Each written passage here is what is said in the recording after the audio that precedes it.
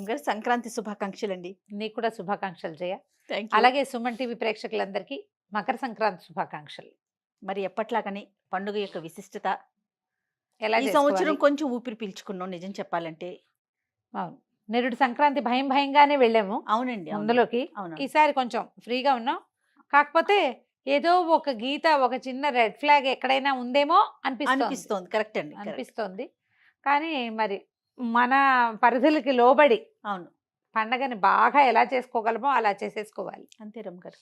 అంతే. అంటే జాగ్రత్తలకి అలవాటు పడిపోయాం కదా. ఆ, అంటే అంటే కాదు. ఏంటి ఎలా ఉండాలి అనేది అది తెలిసింది, నేర్చేసుకున్నాం. అది తెలిసింది మనకి. Right. కొంచెం మనం ఫ్రీ అయ్యాం. మళ్ళా కాళ్ళు చేతులు కొద్దిగా వెనక్కి తీసుకుని జాగ్రత్తగా ఎస్.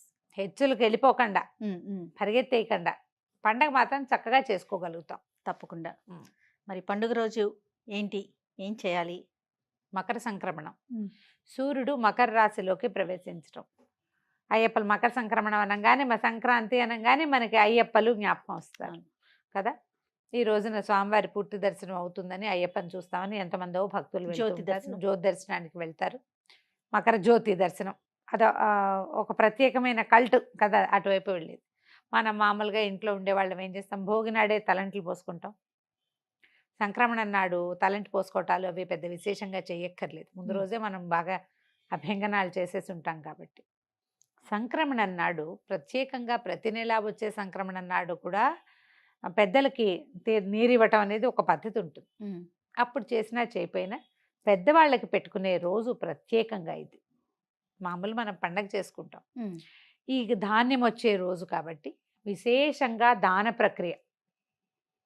గంగరెద్దుల వాళ్ళను, హరిదాసులను, ఎవరైనా వాకిట్లో బిచ్చగాడను ఎవరు వచ్చినా సరే ఇంట్లో రకరకాల పదార్థాలు వండుకుంటాం. కొత్త బియ్యం ఒడ్లు వస్తాయి కాబట్టి కొత్త బియ్యంతో అరిసెలు వండుకుంటాం. మన ప్రాంతం అంతా అరిసెలు, చక్రాలు, చేగోడీలే చేసుకుంటాం ఎక్కువగా. అరిసెలు, చక్రాలే కదా చేసేది. వాటిని ఎవరో ఒకళ్ళకి దానం చేయటం. మనకు కావాల్సిన 1/2 కేజీ వండుకోకుండా ప్రతి వాళ్ళు 5-6 కేజీలు కొట్టిస్తారు అరిసెలు. అదే చేసుకుంటాం కదా. అక్కడి నుంచి తీసి ఇవ్వడం దానము. తర్వాత విశేషంగా ఏంటంటే స్వీట్లు అవి పంచిపెట్టుకోవటం. తర్వాత నువ్వులు ఉండలు పంచటం, గుమ్మడికాయలు లాంటివి ఎవరికైనా ఇవ్వటం. ఈ రోజుల్లో పచ్చగుమ్మడి బాగా విశేషంగా కనపడతాయి. పువ్వులు వస్తుంటాయి, గుమ్మడి కాయలు వస్తాయి. గుమ్మడిని దానం చేయటం చాలా విశేషమైన దానంగా చెప్తారు ఇప్పుడు. కుష్మాండ దానం ఇస్తే భూమిని దానం చేసిన ఫలితం లభిస్తుందట. అంత మంచిదన్నమాట. సంక్రమణలో పూజారులకు ఇవ్వచ్చు, ఎవరో ఒకళ్ళకి బ్రహ్మచారికి ఇవ్వచ్చు, దేవాలయంలో ఇవ్వచ్చు. ఎవరైనా మన ఇంటి పురోహితుడి అయ్యగారు తీసుకుంటారా అని అడగాలి. వాళ్ళు తీసుకోకపోవచ్చు, కొంతమందికి ఏదో రకరకాల అనుమానాలు ఉంటాయి. లేదా నువ్వు అంత చెయ్యవు, శుభ్రంగా పులుసు వండుకుంటారు, ఎవరో ఒకళ్ళకి చేతిలో పెట్టు. ఇది బాగుంది కదా. ఎవరో ఒకళ్ళు పులుసో కూర చేసుకుంటారు, 4 రోజుల కూర కదా అది. అవును. గుమ్మడికాయ కోస్తే 3 రోజులు వాడుకోవచ్చు, ఫ్రిడ్జ్ లో పెట్టుకుని శుభ్రంగా ఇచ్చేయడమే. అలా ఇవ్వచ్చు. ఏదైనా దానం అద్భుతమైన ఫలితాన్ని ఇస్తుంది. అందుకని ఏం చేస్తాం, మనం ఎక్కువగా స్వీట్లు గీట్లు పంచుకుంటాము, స్నేహితుల్ని కలుస్తాము. మన వైపు అయితే అలాయి బలాయిలు జరుగుతాయి తెలంగాణ అంతా కూడా కదా. స్నేహితుల్ని కలవడం హెచ్చుగా ఉంటుంది, బంధుమిత్రుల్ని కలవడం, కొత్త అల్లుళ్ళు రావడము, పెద్ద పండుగ కాబట్టి ఇప్పుడు బట్టలు కొనుక్కోవడం, మనకి ధాన్యం ఇళ్ళకి వచ్చే రోజులు కాబట్టి. ఇప్పుడు ఎంతమందికి వస్తున్నాయో ధాన్యాలు ఇళ్ళకి. మనం రైతులు తగ్గారు, మనకి రైతులు తగ్గిపోయారు కదా. అయినా కూడా రైతు కుటుంబాల్లో పండక్కే బాగా బట్టలు కొనుక్కోవటము, విరివిగా అల్లుళ్ళకి చక్కగా చేసి పెట్టడము. 3 రోజులు 4 రోజులు పండగ 4 రోజులు నవకాయ పిండి వంటలతోటి భోజనం పెట్టడం, అల్లుడిని గౌరవించడం, వాళ్ళ పుట్టింటి వాళ్ళందరినీ పిలుచుకురావటం, వాళ్ళని కూడా పిలిచి బట్టలు పెడతాము. ఇవన్నీ మనకి సాధారణంగా జరిగేవి. పెద్దవాళ్ళకి పెట్టుకోవటం కూడా ఇది ఏంటంటే మన మహాలయ పక్షాల్లో చేసాం ఇంతకుముందు. అది ఎప్పుడు వచ్చింది, భాద్రపదంలో వచ్చింది కదా. భాద్రపదంలో వచ్చిన మహాలయ పక్షాల్లో తిథి తెలిసి చేస్తాం. అమావాస్య నాడు తిథి తెలియని వాళ్ళు పెట్టుకుంటారు. అప్పుడు లేని వాళ్ళు కూడా దాదాపుగా అన్ని జాతులలోనూ ఈ రోజున పెద్దలకు పెట్టుకోవటం కనిపిస్తుంది మనకి. పెద్దవాళ్ళు అంటే తండ్రి మరణించిన తండ్రి, తాత వాళ్ళ పేరుతోటి 2 విస్తరాకులు పరిచి చక్కగా వండిన పదార్థాలని అందులో నివేదన చేసి పెట్టుకోవటం, వాళ్ళ ఫోటోలు పెట్టి వాళ్ళ పేరుతో బట్టలు పెట్టి, బట్టలు ఎవరికైనా ఇస్తాం, భోజనం ఎవరికైనా పెడతాం, బట్టలు ఇచ్చేస్తాం ఎవరికైనా. నాన్నగారి పేరుతోటి బట్టలు ఇవ్వడం. ఇది తద్దినాలు తిథులు పెట్టే అలవాటు ఉన్న వాళ్ళు చేసే పనిగా కనపడదు మనకి. ప్రతి ఒక్కరూ చేసుకుంటాం. మామూలు వాళ్ళు ఎవరైతే ఈ తిథి ప్రకారం తద్దినమో అది పెట్టలేకపోతారో వాళ్ళు పెద్దవాళ్ళకి పెట్టుకోవటం కోసం అన్నమాట. తర్వాత మనని ఆశ్రయించుకుని ఉండేవాళ్ళు, బట్టలు ఉతికే వాళ్ళని, వాకిళ్ళు ఊడ్చేవాళ్ళు, ఇళ్ళ పనులు సహాయం చేసేవాళ్ళు. వాళ్ళకు కూడా మా వాళ్ళందరూ కూడా పెద్ద పండక్కే బట్టలు కుట్టించేవాళ్ళు పాలేళ్ళకి. అలాగే అలవాటు ఉండేది నా చిన్నప్పుడు. తర్వాత తర్వాత ఇప్పుడు అంత కమతంగా ఉండేవాళ్ళు, వాళ్ళు తగ్గారు కదా. అయినా సరే ఈ పండుగ రోజుల్లోనే మనకి డబ్బు ఎక్కువగా కనిపిస్తుంది. అవును. సంక్రాంతికి బోనస్లు ఇది వరకు ఇచ్చేవాళ్ళు, ఇప్పుడు ఇస్తున్నారు ఇవ్వట్లేదు. బోనస్ రావటం ఈ పండగ రోజుల్లోనే మనకి ఎక్కువ ఖర్చు కనిపిస్తుంది, సంతోషము ఎక్కువగా కనపడుతుంది. బొమ్మలు పెట్టే అలవాటు ఉన్న వాళ్ళు బొమ్మలు పెట్టుకుని బొమ్మలకి హారతి ఇచ్చుకుని ఇంట్లో తాంబూలాలు ఏమైనా ఇచ్చుకోవటం. ప్రత్యేకమైన పూజా విధానం పాటిస్తామా రమ్మగారు? బాగా ఎక్కువగా కనపడేది ఏంటంటే సంక్రమణం రోజున మనం దాన ప్రక్రియ అంటే పెద్దవాళ్ళకి పెట్టడమే కాకుండా ఎవరికైనా ఏమైనా పంచి పెట్టడం చేయం. ఓహో. ఇప్పుడు ఈ రోజున దేవతలు నిద్రలేస్తారని చెప్తారు. మామూలుగా మనం కాల గమనాన్ని 2 రకాలుగా కొలుస్తాం. అవును. 2 ఉన్నాయి. అవును. ఉత్తరాయణం, దక్షిణాయనం. దక్షిణాయనం అని. సూర్యుడే మనకి ప్రధాన దైవం. అతనితోటే మన రోజు, ఆయన ఉంటేనే మన రోజు. అంతే కదా. ఎంత పెద్ద జబ్బు చేసినా సూర్యరశ్మి సోకిన వాడి ఆరోగ్యం వేరేగా ఉంటుంది. సూర్యుడే ఆరోగ్యకారకుడు. ఆయన ఈ రోజు నుంచి ఉత్తరం వైపు నడక మొదలు పెడతాడు. ఈ నడక ఉత్తరం పూర్తిగా ఉత్తరం మీదగా వెళ్ళిపోడు, ఉత్తరం వైపుకి వాలి ఉదయించడం మొదలు పెడతాడు. మన మామూలుగా మనం ఒక సంవత్సరము దేవతలకి ఒక రోజు అని చెప్తారు. ఈ ఒక రోజు అంటే అందులో పగలు రాత్రి ఉండాలిగా. ఒక రోజులో వాళ్ళ పగలు ఏది? ఈ ఉత్తరాయణ కాలం. ఈ మకర సంక్రమణం రోజున ఉత్తరాయణం ప్రారంభం అవుతుంది. ఇక్కడి నుంచి మళ్ళీ ఆషాఢ మాసం ఇంచుమించుగా అప్పటిదాకా ఉత్తరాయణమే నడుస్తుంది. ఆ తర్వాత వచ్చేది దక్షిణాయనం. అప్పుడు ఏం చేస్తాం మనం? మనకి ఎన్ని పూజలు వస్తాయి అప్పుడు. అవును. ఎన్ని పూజలు, ఎన్ని రకాల నోములు, తర్వాత ఎన్ని ఉపవాసాలు, ఎన్ని స్నానాలు, ఎంత హడావిడిగా ఉంటుంది. అదంతా ఉపాసనా కాలం. ఇది ఇప్పుడు దేవతలు సంతృప్తి పడే కాలం అన్నమాట. వాళ్ళు నిద్ర లేచి చూస్తారు మనని, నువ్వు ఎట్లాంటి పూజా విధానం చేస్తున్నావు, ఎలాంటి దాన ప్రక్రియ చేస్తున్నావు, నువ్వు ఎట్లా సూర్యారాధన చేస్తున్నావు. దీని తర్వాత వచ్చేది పుష్యం, తర్వాత వచ్చేది మాఘమే కదా. అవును. సూర్యారాధనే. ఇది ఒక రకమైన సూర్యారాధనే ఈ రోజున మనం మొదలు పెడతాం. పొద్దున్నే సూర్యుడికి నమస్కారం చేసుకోవటం, తలంటి అవసరం లేదు కాబట్టి చక్కగా స్నాన సంధ్య ముగించుకోవటం, దేవుడికి దీపారాధన చేసుకోవడం. ప్రత్యేక పూజలు అంటే పల్లెటూళ్ళల్లో కనపడేదైతే ధాన్య లక్ష్మి పూజ. పెద్దగా పూజగా ఏం చేయరు. ధాన్యపు కంకులు ఇలా ఏం చేస్తారు, వాటిని కట్టేసి వేలాడేస్తారు. పక్షులు హాయిగా తినడం కోసం కింద ధాన్యపు కంకుల్ని పక్షులకి ఆహారం చేస్తాము. తర్వాత ఏమో పశువులకి చక్క గారెలు అవి వండి పశువులకు కూడా పెడతారు. అవును.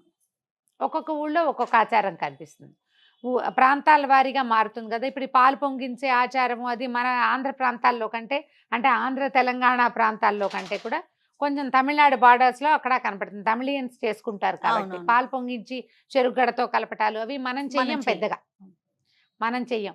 ఒకవేళ అలాంటిది ఏదైనా ఉంటే దీంట్లో మనం ప్రధానంగా గుర్తుపెట్టుకోవాల్సింది ఏంటంటే పండుగలు విధానాలు మన ఇళ్లల్లోవి, మన ఊళ్ళల్లోవి, మన ఇంట్లో ఏం చేస్తారో అది, మన పెద్దలు ఏం చేస్తారో మనం చేయటం.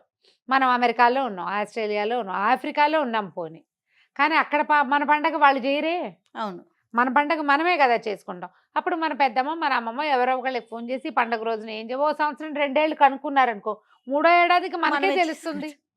అంతే కదా. సోషల్ మీడియాలో ఫాలో అయ్యి వాళ్ళు ఎవరో చేసే విధానాలు మాత్రం ఫాలో అవ్వద్దు.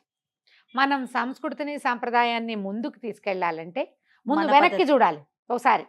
ఎప్పుడు కూడా వెనకాల ఏది ఉందో చూసుకుని దాన్ని ముందుకు తీసుకెళ్తే ఎందుకు పెట్టారో కొన్ని మనకు అర్థం కూడా. గోల్డ్ ఈజ్ గోల్డ్ కదా రమ్మగారు. కొన్ని విధానాలు ఈ విధానం ఎందుకు వచ్చింది అంటే దానికి పెద్ద సమాధానం ఉండదు. మన ముందు తరాల వాళ్ళు కూడా చెప్పలేకపోతారు. ఇదే మన అలవాటు, మన పద్ధతి. వాళ్ళు చేశారు, మనం కొనసాగించటమే. కొన్నిటికి రీజన్స్ మనకు అర్థమవుతుంటాయి. కొన్ని ఎవరైనా పెద్దవాళ్ళు చెప్తారు. రీజన్ తెలియనివి మన ఇళ్లలో ఉన్నప్పటికీ, మన ఊళ్ళల్లో ఉన్నప్పటికీ అది మనం కొనసాగిస్తూ ఉంటే మన పిల్లలకి మన మూలాల్లో నుంచి ఎంతో కొంత విజ్ఞానాన్ని ఇవ్వగలుగుతాం.